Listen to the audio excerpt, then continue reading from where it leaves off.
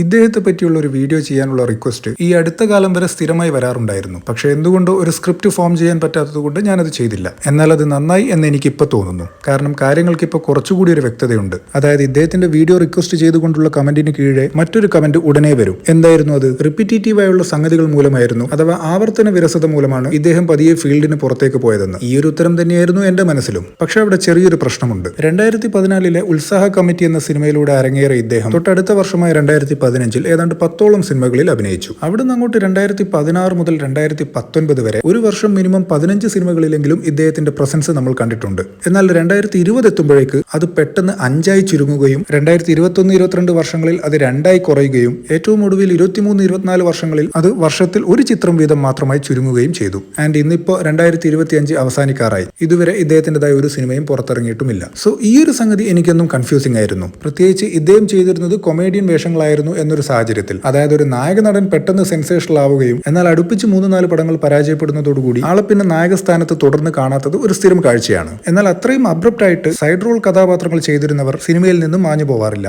ശരിയാണ്, ഇദ്ദേഹത്തിന്റെ repetitive style കാരണം ഒരുപക്ഷെ ഇദ്ദേഹത്തിന്റെ കോമഡി ട്രാക്ക് ഇനി വർക്കൗട്ട് ആവില്ല എന്ന് കരുതി ചില സിനിമകളിൽ എടുക്കാതിരുന്നിട്ടുണ്ടാവാം. പക്ഷെ ഒരു വർഷം 15 സിനിമകളിൽ അഭിനയിച്ചു കൊണ്ടിരുന്ന ഒരാൾ ഇത്രയും അബ്രപ്റ്റായി എങ്ങനെ നമ്മുടെ കൺമുന്നിൽ നിന്നും മാഞ്ഞുപോയി എന്നത് ഒരു മിസ്റ്ററി ആയിരുന്നു. എന്നാൽ ഇപ്പോൾ അതിനൊരു വ്യക്തത വന്നുകൊണ്ടിരിക്കുകയാണ്. ഇദ്ദേഹം ഇപ്പോൾ അമ്മ സംഘടനയ്ക്ക് പരാതി നൽകിയിട്ടുണ്ട്. ഇദ്ദേഹം പറഞ്ഞതുപോലെയാണ് കാര്യങ്ങളെങ്കിൽ ഇദ്ദേഹത്തിന് നീതി ലഭിക്കുമെന്ന് നമുക്ക് കരുതാം.